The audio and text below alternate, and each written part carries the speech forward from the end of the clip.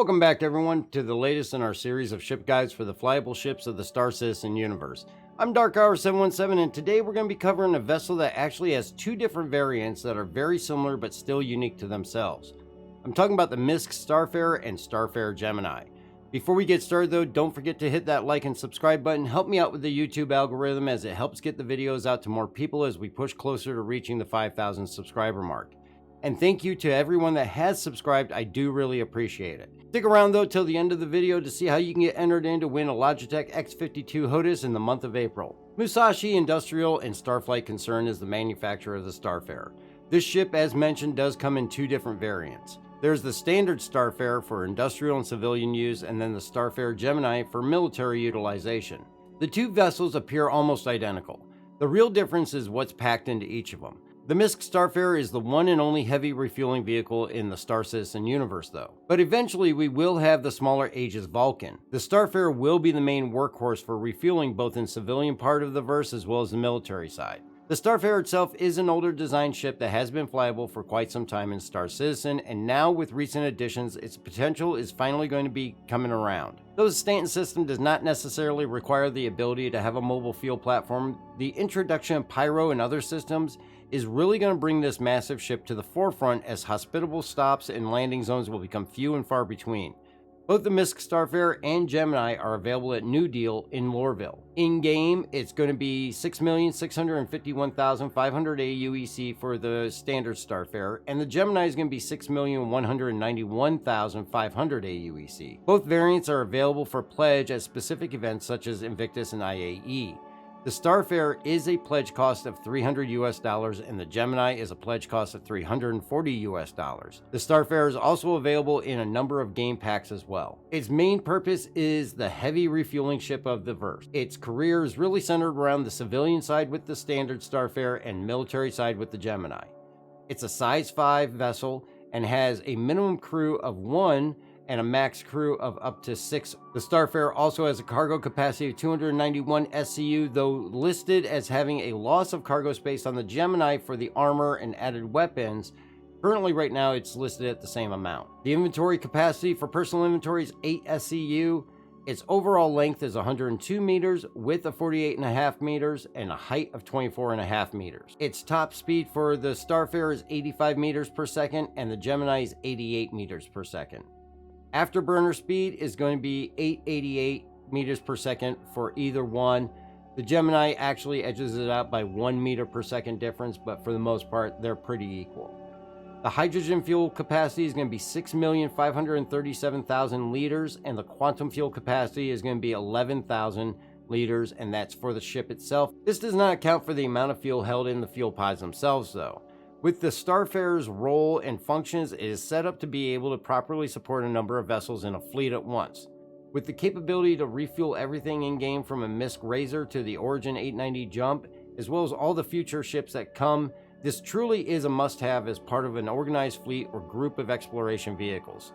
The Starfarer currently is set up to refuel from the tanks with the fuel loaded prior to the departure, but future plans are to add a refining capability that will produce fuel only. This will add on to the self-sufficiency of the fleet that keeps one handy as they travel through the verse. Both variants are outfitted well, with the Starfarer coming stock with 2 size 3 industrial grade C Stronghold shield generators, 2 size 3 industrial grade C Ginzel power plants, 2 size 3 industrial grade C thermal core coolers, 1 size 3 industrial grade C Comma quantum drive. Now the Comet Quantum Drive is going to give you a 20 million kilometer time of about 6 minutes and 4 seconds. It does Crusader to Hurston in 9 minutes and 25 seconds, and Microtech to ArcCorp in 16 minutes and 58 seconds. So the standard Starfarer is not a very fast vessel. In comparison though, the Gemini changes this up with 2 size 3 industrial grade C Stronghold shield generators, 2 size 3 military grade C Superdrive power plants, 2 size 3 military grade C Mercury coolers, and 1 size 3 military grade C Pontus quantum drive. Now the Pontus quantum drive is actually a much better quantum drive, and its 20 million kilometer time is 2 minutes and 36 seconds.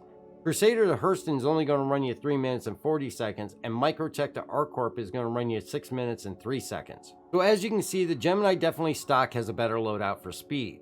Now, as far as upgrades, you can definitely upgrade both and absolutely use the same configuration to maximize benefits.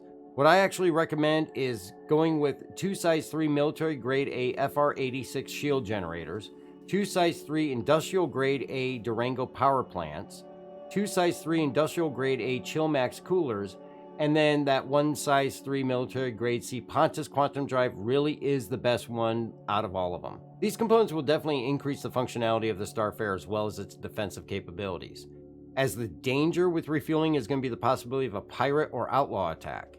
The Starfarer, though, stock is a formidable target and highly capable of sustaining multiple hits and still go. But every bit of gain durability will help ensure you don't lose your investment cost from buying the fuel.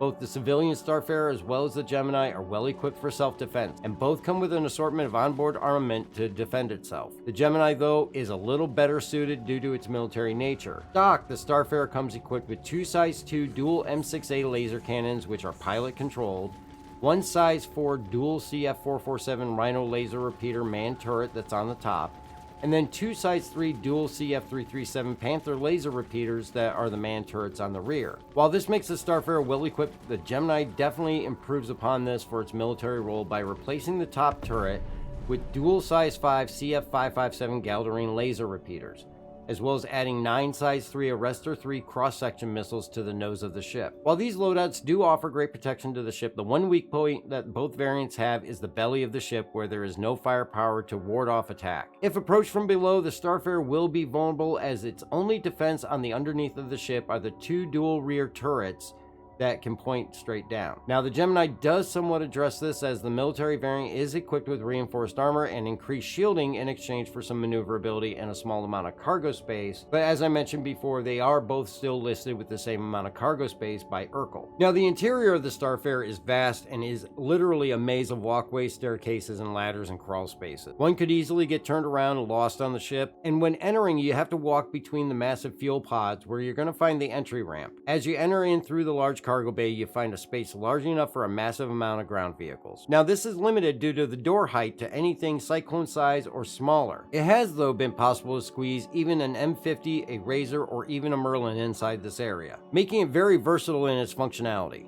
Forward of the cargo bay, you're going to find a hallway leading to a front escape hatch through the floor of the ship. Back in the cargo bay, you'll find a door that leads to the second floor where the command deck is, and on the rear of the second floor is the back gantry that leads to the exterior fuel pods and the control stations and boom arm.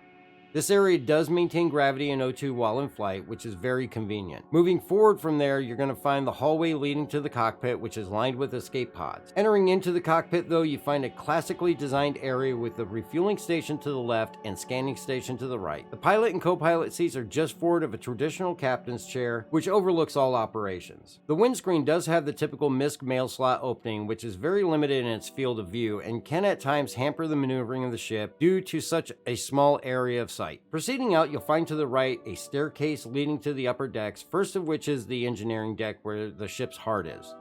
The level has many passageways and crawl spaces and leads to the hallways taking you back to the aft turret. And this is going to be the 2 turrets that protect the rear of the ship as well as the underneath. Back at the front of this level, you find 2 elevators with alternate ladder access to the top floor that houses the berthing area for the crew as well as the mess hall and galley. There is a dedicated captain's cabin to the left with their own accommodations, and the remaining crew has a shared quarters to the right with all the amenities. Between the 2 elevators on the top floor, you're going to find access to the large man turret that's on top of the ship. The Starfarer truly does have a large role in the Star Citizen universe, as it also plays a major part in the action of Squadron 42. For now, though, its main reason will be to provide support and much needed fuel to the pilots that dare to venture into the dangerous areas of Pyro when it arrives. I believe that if the Starfarer is something you're considering as a pledge, the best option is to go with the Gemini, as it is better equipped and what you lose is minor and will not be highly noticeable. As an in-game purchase, the Gemini is also the better value due to its lower AUEC cost. Be aware though, whichever version you decide on, the ship is not easy handling. While tough and ready, maneuverability and speed are not its allies. While out of atmosphere, the Starfarer handles well for a ship its size, but once it enters any atmosphere, a pilot needs to be at their utmost attention, as it's not friendly in turns or lower speed flight. Keeping more toward the top SEM speed in atmosphere will help keep the ship from descending toward the ground. Overall, the need for something in line with what the Starfarer can do is much needed as we progress into new areas of the verse. The function and process for refueling is easy and highly recommended, and really has to be completed in a 0G atmosphere, as any ship docked to it shuts off its engines and the ship receiving fuel will fall to a death. A detailed look at the process for fueling can be found in the video indicated above. This ship is something I can recommend for any group or org that is focused on exploration and or military roleplay, as it really will extend the capabilities of any fleet. I hope you enjoyed this guide and a look at the Misc Starfarer, and leave me a comment below and let me know what you think about this massive ship and its role in the verse. Don't forget to enter this month's giveaway for a Logitech X52 HOTAS. Just subscribe on YouTube and leave a comment below or in any video and you'll automatically be entered. You can also catch the stream every Wednesday, Friday, and Sunday night on Twitch, where you can also get entered into the monthly Twitch giveaway. This month it's a Razer Nari Ultimate Wireless headset. Just follow on Twitch and you'll be automatically entered. Both prizes will be drawn on May 1st, so good luck to everybody that decide to enter. Also, if you'd like to help support the channel, check out the merch store or the Patreon, or even just click the join button above and get a membership for as little as 99 cents per month. I greatly appreciate it, and all these sources allow us to continue to give back to the community through our giveaways. I want to definitely say thank you everybody for checking out the video, and please be safe out there, and we will catch you next time.